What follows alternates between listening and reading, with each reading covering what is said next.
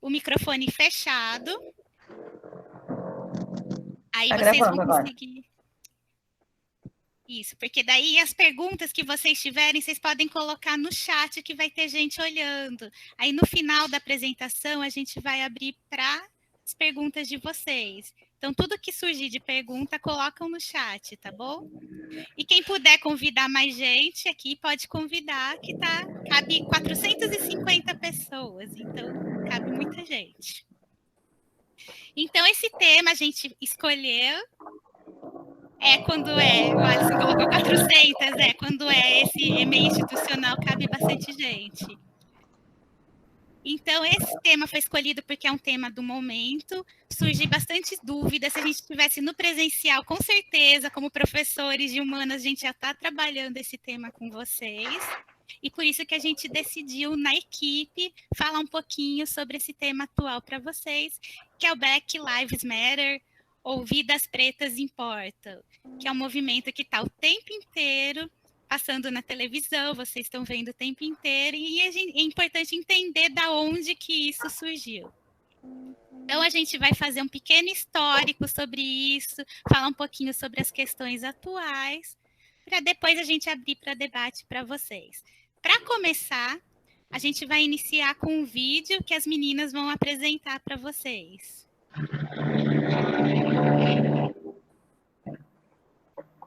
Pessoal, vamos assistir então esse vídeo, né? E a gente pode interagir as nossas percepções no chat.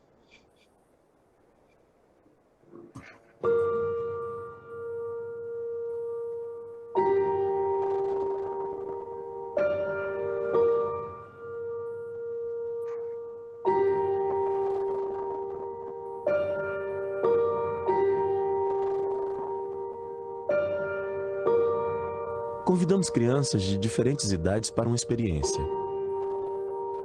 Esses meninos e meninas que não são atores terão que fazer uma cena muito comum que acontece no dia a dia de muitos brasileiros. Pode ser. Tu já fez alguma cena alguma vez na tua vida? Não. Tá, hoje a gente vai fazer uma e bem simples, tá? Essa é a Glau e ela vai contracenar contigo. Você vai ter 2 minutos, você vai tentar decorar o máximo de frases que você conseguir e depois você vai falar olhando para ela, tá bom?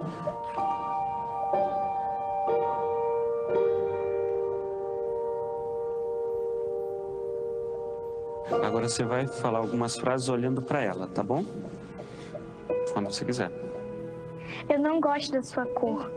Eu não gosto de gente da sua cor. Seu cabelo é horrível. Seu cabelo parece uma esponja. Eu não consigo. Você vai dizer isso olhando para ela, tá bom? Eu não consigo. É uma cena.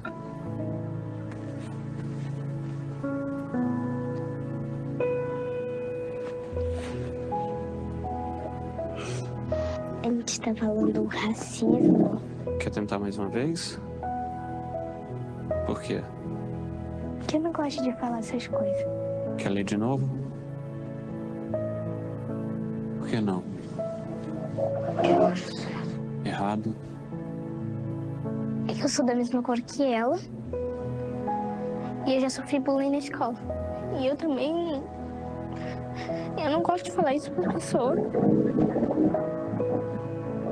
Eu me sinto mal. Como é que tu se sente dizendo isso pra ela? Eu sinto que estou sendo preconceituoso. Quem você acha que escreveu essas frases? Uma pessoa muito racista. Que acha que é melhor que todo mundo. Todo mundo é igual. Mas não percebem isso. E pra você, o que é preconceito?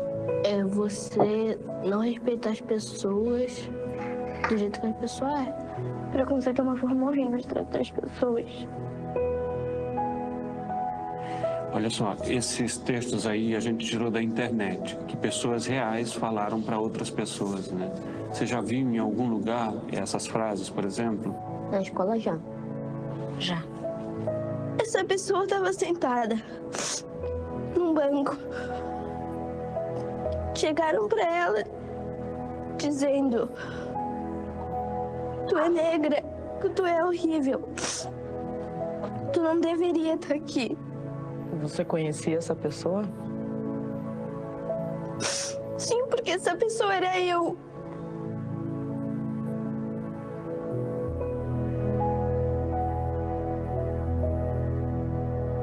Você acha que seria mais fácil ler esse texto para mim, por exemplo, que sou branco? Não, Não seria mais fácil? não. Porque todos nós somos iguais.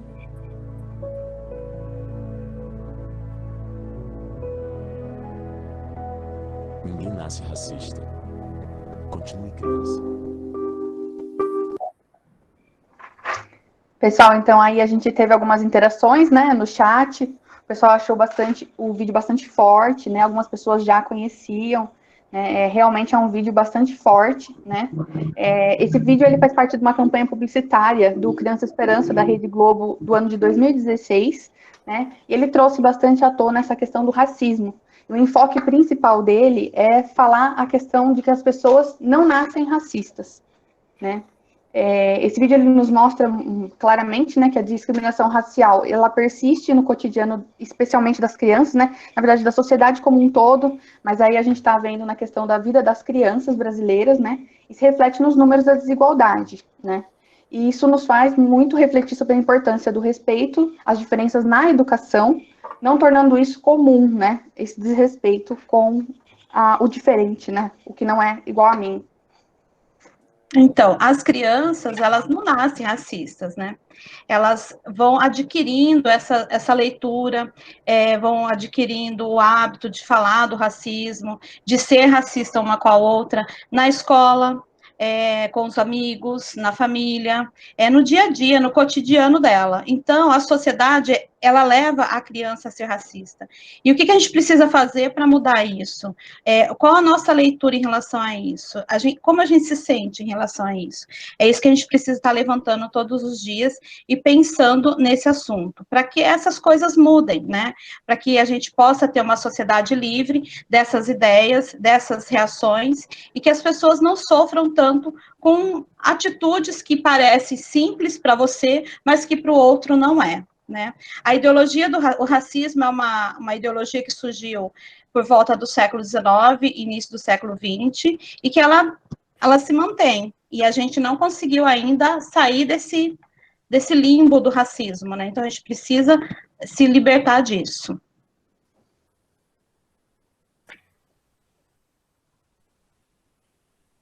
Aí.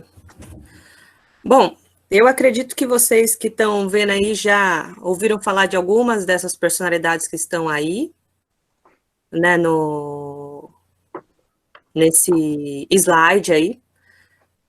Nós temos a Rosa Parks, o Malcolm X, né? Quem já assistiu pelo menos uma vez na vida Todo Mundo Odeia o Chris já ouviu falar muito desses nomes, né?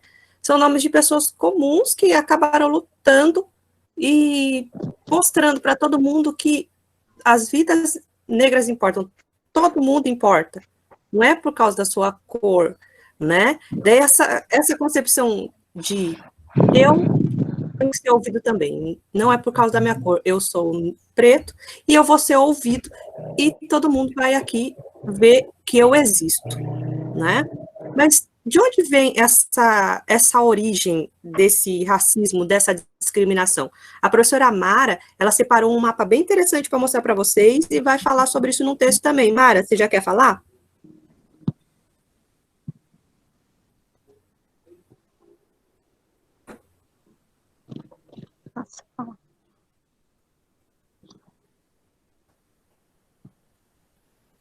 Mara? Acho que a Mara caiu rapidamente. Você quer continuar? Pronto, dá para ouvir? Dá. Sim. Oi, gente, desculpa, caiu mesmo, né? Então, aqui nós trouxemos para a gente dar uma olhadinha, né, para a gente analisar o mapa da questão do tráfico negreiro, né, transatlântico do século XV ao XIX.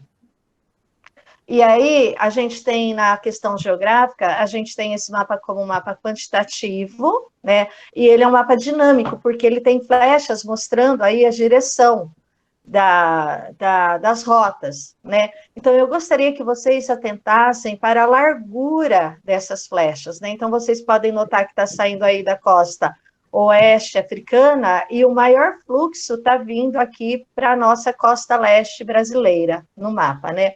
O que é interessante a gente também pensar é que tudo isso depois veio contribuir com a questão das matrizes culturais brasileiras, né? Não dá para pensar Brasil sem a gente falar da questão dos negros e sem falar, infelizmente, da questão da escravidão, né?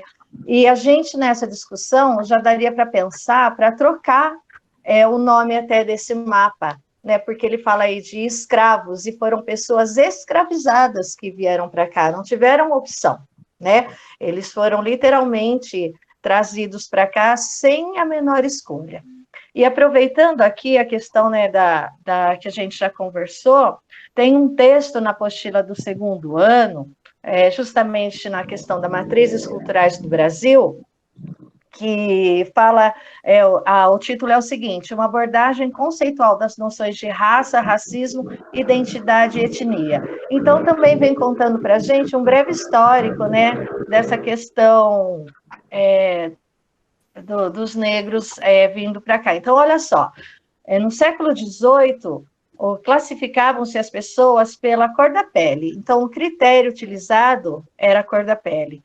No século XIX, juntou-se a esse critério, né, da cor da pele, os critérios morfológicos. Então, para classificar a pessoa enquanto raça, né, olhava-se a questão do formato do nariz, do formato dos lábios, do crânio, e assim por diante. Aí, no século XX, né, entra já os estudos da genética, e como a gente já disse, né, a questão da miscigenação. Então, esse conceito de raça, ele foi construído, e no decorrer aí dos estudos científicos, nós vimos que biologicamente e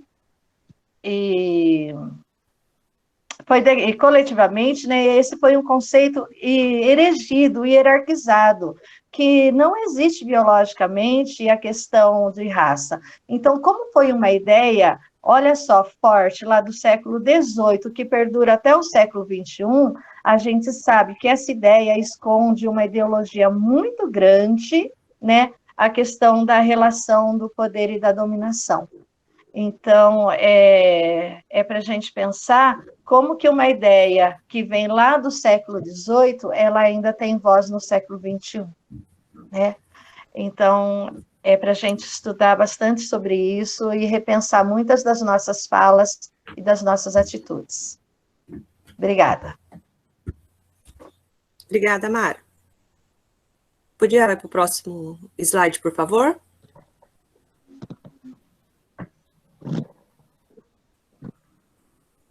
Falha técnica, Karina, peraí. Bom, então, enquanto vai passando, aí, perfeito. A gente tem uma grande parte aí da nossa história, né, em cima da mão de obra de escravizados, né, a mão de obra escrava como principal fonte de exploração humana, né, aqui no nosso país. A gente viu com a professora Mara a vinda de pessoas sequestradas para cá, né, porque é um sequestro, se arrastar alguém para um lugar que ela não quer ir, isso é sequestro. E o que o Brasil vai fazer? Como que a gente vai chegar ao momento que essa escravidão vai ser ilegal? A gente tem aí, a partir de 1850, como vocês podem olhar aí na tela, uma abolição gradual. A gente já está no segundo reinado, Dom Pedro II é o imperador do Brasil, e ele começa a sofrer pressões internas e externas. Externas, principalmente da Inglaterra, vocês estão vendo aí a Lei Bill Aberdeen, né? É uma lei que foi feita pela Inglaterra, que eles poderiam abordar qualquer navio, né? Que eles suspeitassem. Ué? Mara, vocês ligam o seu microfone, por favor? Acho que está dando eco aí. Pronto. Então, quando um navio inglês aborda um navio que eles acham que está tendo o tráfico, não é porque eles são bonzinhos, e sim porque isso atrapalha a economia deles. Tá? O dinheiro que é investido em escravo, eles querem para ele. Faz pressão aqui no Brasil, e nisso vai ter a Lei Eusébio de Queiroz, que é o segundo item que vocês estão vendo aí. A Lei Eusébio de Queiroz, ela sai em 1850, e ela proíbe o tráfico de escravos para o Brasil. Vamos lembrar que proibição não quer dizer que acabou, tá? Continuou, só que era ilegal. Inclusive, o preço do escravo subiu para caramba naquela época. Pressão interna. Muitos abolicionistas, eu gostaria de tocar aí no nome de um senhor chamado Luiz Gama. O pai dele era branco, ele acabou vendendo o próprio filho, tá? Então, no registro, a gente não tem o nome do pai, mas tem o nome da mãe, porque onde já se viu, o pai vendeu o próprio filho, né? E ele vai crescer, vai estudar direito, só que ele não consegue o diploma porque ele é negro, né? Ele é uma pessoa preta. Então, ele não pode ter diploma, mas ele usa essa influência dele para conseguir libertar várias pessoas, né, a partir da lei, e sai depois, mais para frente, essa lei de ventre livre, que vai ser aqui em 1871. Todas as pessoas nascidas no Brasil são livres, só que você pode ser explorado até os 18 anos, tá? Isso é uma belezinha. Continua a pressão, vem a lei dos sexagenários, que é uma lei que diz que toda pessoa acima de 60 anos é livre, se você conseguir chegar aos 60, né, e na hora que vão te aposentar, ainda te jogam para fora, e no fim, em 1888, a gente acaba chegando na Lei Áurea, que é uma lei que libertou, mas ele não deu nenhuma base para essas pessoas que estavam libertas conseguir trabalho, tá? Vamos dizer que a gente está numa sociedade extremamente discriminatória, racista, que olha para o negro e vê que ele tá ali e fala assim, esses caras são tudo vadio, eles não trabalham bem não, eles são folgados.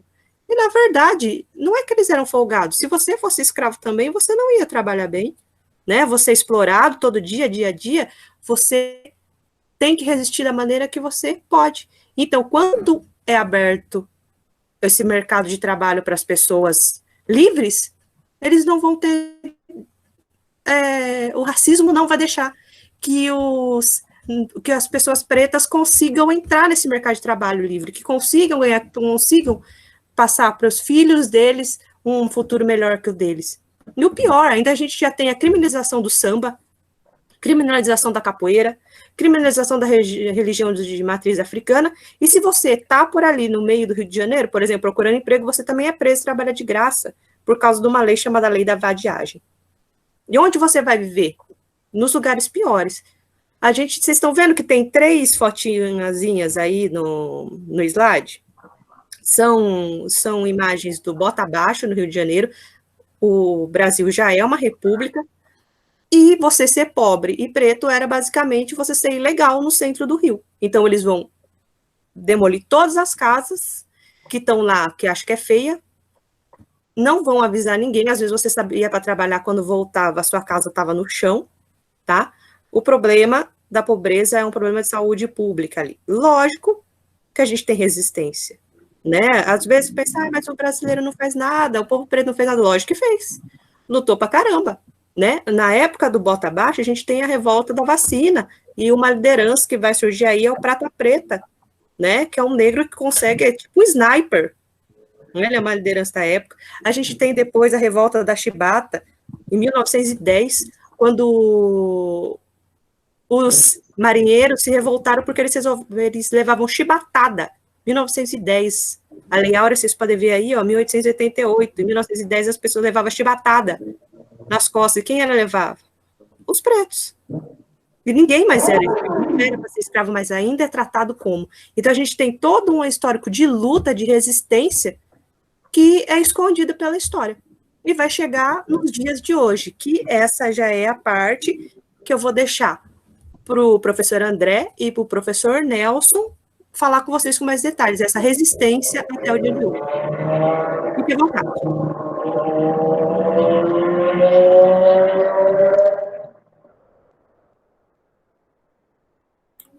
Alô, estão me ouvindo?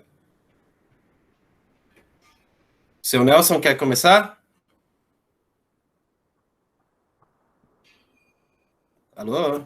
Vai, André, começa você mesmo. Começa você. Tá bom. Então, eu acho que, assim, eu penso que muitas pessoas devem ter visto, né, essas cenas, né, que foram cenas bem marcantes, né, principalmente esse incêndio, que é algo, assim, nunca visto, né, dessa maneira, né, essa forma de resistência, de levante, né, da população preta lá nos Estados Unidos, né. E aí aqui a gente já começa a encaminhar um pouco para a resposta, né, que, como vocês podem ver, o chamado para a aula era uma pergunta, né, vidas pretas importam? Né, e é como a professora Karina já disse, importa, né. E aí a gente vai tentar esclarecer aqui um pouco por que vidas pretas importam e não é todas as vidas importam. Todas as vidas importam? Importam, claro que importam. Né? Mas por que existe uma campanha de um grupo específico da sociedade, não é, que se levantou aí dessa maneira, né, como esse slogan, né, com esse chamado, né, vidas negras importam, né? O ponto principal é que, como a professora estava explicando, a professora Mara, né, o que nós tivemos? Racismo, né? A ideia de raça é uma construção social. A ideia de raça é uma construção social, né? Então, a ideologia dessa construção social é o racismo. Então, hoje a gente sabe que não existem raças, mas essa ideologia segregacionista, ela persiste. E ela persiste contra um grupo determinado de pessoas dentro da sociedade, né? Então, é esse grupo, né, que está aí se levantando, gritando, clamando, resistindo e procurando o apoio de toda a sociedade, né, para mostrar que realmente importa. Tá certo? Seu Nelson? Então, eu queria acrescentar, antes de ver esse vídeo, eu queria fazer uma ponte assim, falando um pouquinho da importância da ética e da empatia. Tem uma frase que sempre fica na minha cabeça, né? Uma frase não, um acontecimento. Quando eu estava me formando, a faculdade estava fazendo 50 anos. E o nosso professor Regis de Moraes, de antropologia, ele foi falar sobre o século XX, um século fabuloso, um século da televisão, do telefone, mas um século de Auschwitz. Atualizando isso para o século XXI, a gente fala da maravilha da internet, da maravilha da comunicação, mas não dá para ver esses horrores do século XXI, né? Então, essa humanidade, que é o que hoje nós estamos clamando, esses direitos, não só um direito, mas tudo importa, né? Estamos preocupados aí, a coordenação, nós, professores, estamos preocupados que o aluno aprenda, que o aluno tenha o conhecimento para que ele possa transformar esse mundo, para que a gente não possa ver coisas do século XX que foram septadas voltar. E parece que essa atitude que horrorizou o mundo, né, nos horroriza até hoje, elas não podem voltar. E essa ética, estar no lugar do outro, essa empatia, nós precisamos estar atualizando. Esse vídeo aí faz uma reflexão muito legal sobre isso. Podemos assistir agora. Vamos lá? Pode ser, Oi, eu sou Natália Cruz. Eu sou a Noemi Oliveira. E essa é a nota de repúdio do Porta dos Fundos. A gente está aqui para dizer que não podemos mais e nem vamos ficar à margem disso.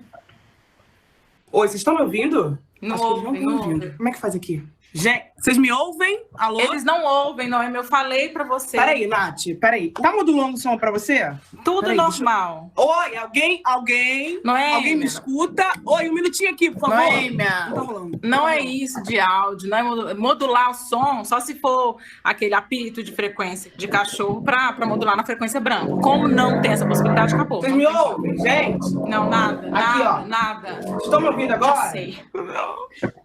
Boa. Não. Eles não estão ouvindo ainda, acho. Põe um tiro, um barulho, negócio de cidade alerta. Vou botar aqui. Vê se, ó.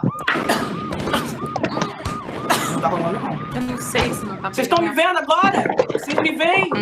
Aqui, não, sou eu. tá. Estou me vendo agora, né? Aqui, ó. Tô ficando mais visível. Acho que não vai, foda-se. Não deu. Vamos testar outra coisa. Vamos no inglês. Ai, bom. O inglês sai bastante. Black Lives Matter. Black Lives Matter. Não. Você sabe sambar? Você faz alguma coisa? Cara, eu até sei, mas... foda-se. já sei. Me dá um Fábio Porchat aí. Um Fábio Porchat e um João Vicente. Pronto. Olá. Oi, gente, tudo bem? Então agora tá com vocês. Vamos lá? Claro. Vamos lá. 1, 2, 3 e... Gravando. Agora, mais do que nunca, precisamos nos unir. Unir forças contra o racismo. Afinal, somos todos iguais.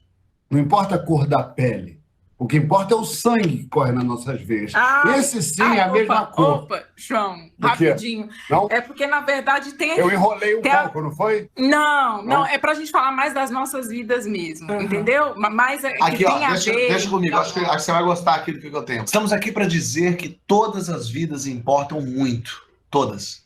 All lives matter. Não é bem por aí. Vamos focar aqui mais aqui na gente? Vamos testar, sim, comigo, assim, ó.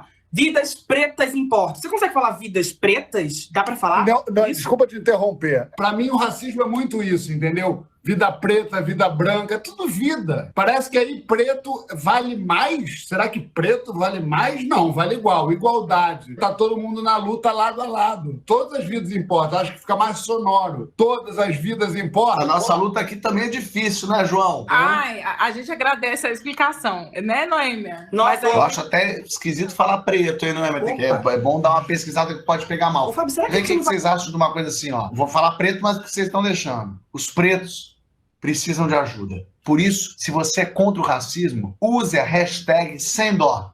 Essa luta é de todos. Cortou. Fábio, pode abaixar a mãozinha. Baixa mais perto do rosto? Não, assim? tirou a mão. Sem mão. Agora vamos testar uma outra coisa. Vamos direto no hashtag, assim, ó. Direto. Vamos lá? Ação. Fica babu. Eu era time Thelma. Mas eu era da Thelma, embora a Rafa Kalimann tem muita coisa interessante. Ela falava coisa que era bom a gente prestar atenção. E ela tem um projeto bacanérrimo na África, que ela ajuda preto pra caramba. É, bacana. Gente, então, eu não quero nem interromper, não. Eu tô achando que vocês estão bem, então vou fazer só um negocinho que vocês esperam só rapidinho. Eu tô ajeitando aqui, ó. Que aí eu vou gravar vocês, indo na de vocês. Vocês vão na de vocês, não para de falar, tá bom? 1, 2, 3, foi.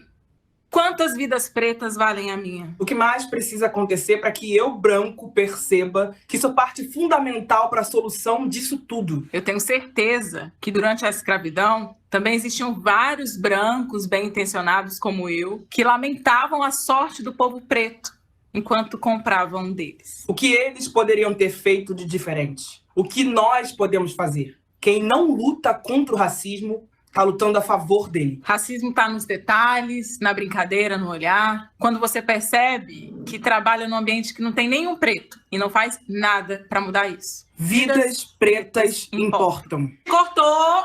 Foi muito bom. Ficou ótimo, hein? Sensacional. Eu falei igual do lugar de fala, que eu achei que a palavra da moda, eu joguei, achei que falei com propriedade. Isso aí foi uma aula que você me deu aí. No final, você viu que eu falei com firmeza? O negócio, não temos que nos vitimizar. Você viu aquele negócio? Que eu acho... Mas você assistiu 12 anos de escravidão, porque aborda muito essa questão. Merda. Puta filme. É um filme lindo. Enfim, a escravidão, era legal vocês darem uma investigada nisso, porque tem uma violência. Não, você já viu Malcolm X? Malcolm X, que tem um documentário maravilhoso. Não cheguei a ver, não cheguei a ver. Esse do 12 anos tem uma negra linda. Eu vou... Desculpa. Eu vou... Bem quieto.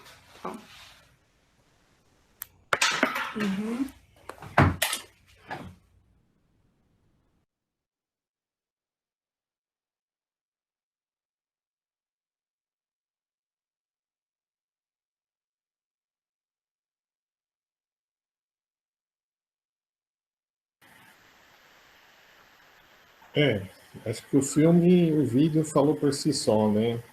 Ele deixa uma mensagem bem forte, né? Será que a gente consegue se colocar no lugar do outro, saber o que o outro está sentindo? André, você daí? E uma coisa muito interessante nesse vídeo é também a questão do gênero, né? Que é muito evidente, né? É marcante. né? A partir do momento que estavam só as mulheres ali falando, né? Era como se, né? Ninguém estivesse escutando, né? Quando é uma mulher falando, né? É como se a voz, né? Aquele espaço de fala, né? Como foi colocado, fosse inferior. Aí, quando chegam os homens para falar, né? Eles tomam a fala e passam a falar e falam numa naturalidade, né? Numa propriedade, né? Em relação à sua, né? Ideia sobre o que elas estão falando, mas não conseguem escutar o que elas estão dizendo, né? Não conseguem fazer esse exercício que o senhor Nelson está dizendo de se colocar no lugar do outro, né? E aí dizer que a minha vida importa, para que importe para você, você vai ter que me escutar. Você vai ter que fazer esse exercício, não é? Da empatia, de se colocar, ou pelo menos tentar se colocar no meu lugar, né? Para poder ter um pouco da ideia, né? Do que eu estou sentindo, né? Minha mãe falava assim, quem apanha não esquece. Mas quem bate, esquece, né? Então, às vezes, o que acaba acontecendo, né? A gente diz coisas, não se coloca no lugar do outro, não percebe que aquilo que a gente está fazendo com o outro pode estar fazendo mal para ele, né? E é aí que a gente deixa de se importar com o outro, e é aí que a gente vai perceber que é isso. Algumas vidas são menos importantes que as outras, não é? A questão do gênero é evidente. Agora, se a gente for pensar na mulher preta, que é a base da sociedade, né? É um grito, né? É uma coisa muito forte, assim. Ao mesmo tempo que é revoltante, é angustiante, né? Eu fico pensando, você vê esse vídeo, é angustiante elas tentarem falar e não ter um espaço, né? Precisar silenciar o outro, mas não dá, né? Para silenciar o outro assim. Sem o amordaçar, sem o, né? Hoje dá, né? É só colocar aqui, mas percebe? E no dia a dia, né? E aí, para continuar essa nossa ideia, né, de que existe, então, uma ideologia, né, que é o racismo, e que o racismo, ele tem um foco, né, e que existe, sim, uma desigualdade muito forte, né, entre brancos e pretos no Brasil, né, tem aí o Atlas da Violência, né, ele é de 2019, mas traz os dados de 2017, porque o Atlas ele é construído assim.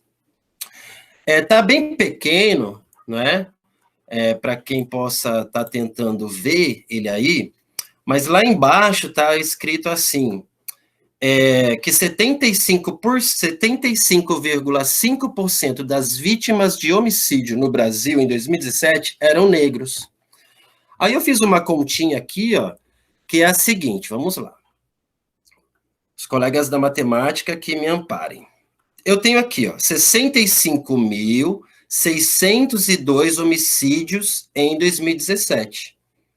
Se você calcular quanto que dá 75,5% desse número aqui, a gente vai chegar num número que é 49.529 famílias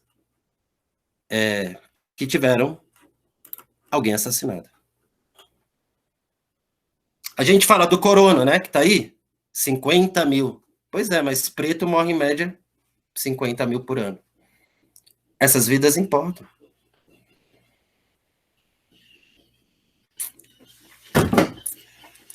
Né? Importa?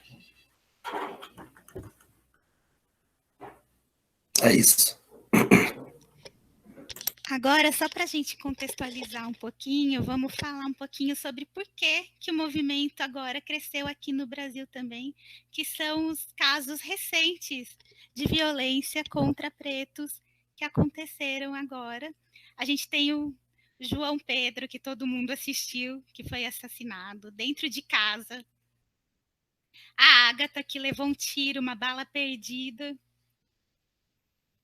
o Marcos Vinícius, que foi assassinado pelas costas, indo para a escola e de uniforme.